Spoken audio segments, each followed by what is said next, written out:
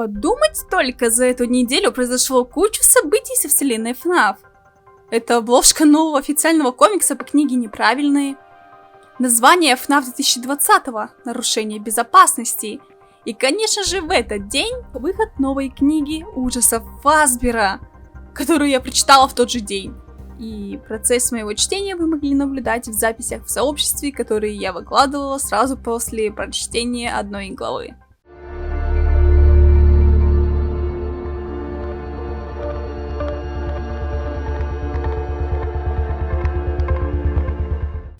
Так что сегодня у меня для вас поражающие новости насчет книг. Или, если быть точнее, насчет того, что там происходит. Мы все с вами думали, что тот самый призрачный дух — это Эннард. Даже Мэтт Пэт так думал. Было слишком на него похоже. Но в итоге, в этой книге нам мало того, что раскрыли то, что это не Эннард, так еще и показали процесс его создания и связь с другими историями других книг. Именно об этом мы сегодня с вами и поговорим. Начнем с самого призрачного духа. Мы будем называть его просто Призрак. Этот аниматроник ожил именно в лаборатории ученого Финиаса Талгарта. Состоит из 3 составляющих: человекоподобный эндоскелет, лицо белой куклы и сердце Фетча. Финиас Талгарт был ученым, который выяснил, что эмоции могут создавать жизнь. И чем сильнее эмоция, тем больше вероятности, что объект впитает ее, и в итоге этот самый объект обретет жизнь. И таким образом он выяснил, что самые сильные эмоции — это гнев, страдание и агония. Агония — это предсмертное состояние организма. Именно это взял за основу Финиас Талгарт. Он собирал предметы, которые были рядом с местами убийств, что могли впитать агонию. Таким образом, у него был Фетч, белая кукла, которую мы ранее не видели, так что теперь мы ждем ее появления в других книгах. И, конечно же, человекоподобный эндоскелет, который также видел смерть. И опять же, мы его до этого в книгах не видели, но мы его обязательно увидим в будущих историях ужасов Фазбера. Также у него была посуда, зеркало, которое видело, как мужчина убивает всю свою семью, и прочее. Он каким-то образом смог высвобождать энергию агонии из этих предметов и перемещать в другие предметы. И общим сбором агонии стал именно эндоскелет. После того, как тот ожил, получив сердце Фетча, он в первые же 5 секунд своей жизни убил своего создателя. И, как оказалось, он не одевал на себя трупы. Он их то ли высушивает, то ли током ударяет, но при этом у трупов текут черные слезы. Все-таки я, наверное, буду придерживаться того, что призрак высасывает из человека его энергию, когда тот убивает. Ту самую агонию. Что подметил сам Финиас Талгарт, так это то, что Фетч был раздолбан, как и описывалось ранее в книге.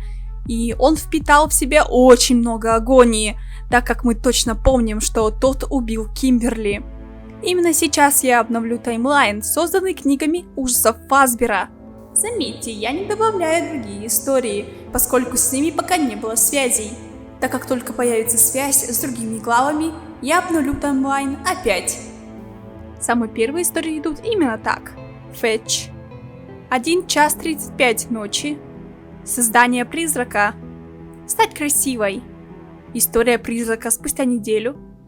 Распродана. История призрака в эту же ночь Хэллоуина.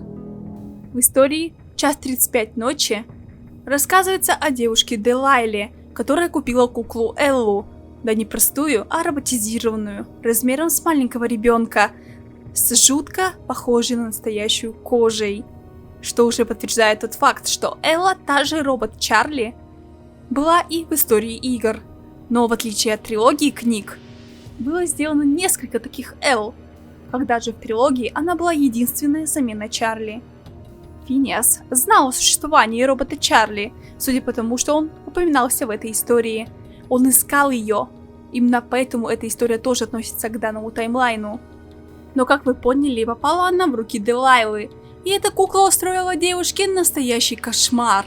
После того, как та ее выкинула, она будила ее каждую ночь в одно и то же время, и при помощи диска создавала различные шумы и иллюзии, что сводило Делайлу с ума. и привело к тому, что она сделала так, что заперла себя в вентиляции, в которой она специально застряла, с которой она не сможет никогда выбраться. И, конечно же, понятно, что это такой способ самовыпила. Благодаря этим двум историям из третьей книги стало более ясно, как Генри смог сделать искусственную душу для робота Чарли. Ведь, как мы помним, Бэйби подметила, что Чарли из трилогии даже не душа настоящей Шарлотты. Она слезы и горе Генри. Он плакался над тряпичной куклой. Его горе было настолько сильным, что оно оживило ее. Точно так же, как и агония оживила призрака. Также эти изменения дали мне повод подумать о теориях. К примеру, призрак может быть тем эндоскелетом, что использовал Генри для самовыпила в трилогии. Таким образом, этот таймлайн будет относиться к трилогии. Либо этот эндоскелет — окончательное тело Майкла, либо один из авторов все это время был роботом. Еще теория про зеркало, там описывалось, что оно видело, как мужчина убил всю свою семью. Это, возможно, спойлер к истории с Бобом из 5-й книги. Теории закончены. Теперь же мы можем ожидать появления Эннарда и Мортона Фредди, той белой куклы и эндоскелета. Напишите в комментариях, нравится ли вам обложка комикса, название FNAF 2020 и, конечно же, предположение, когда может появиться Эннард.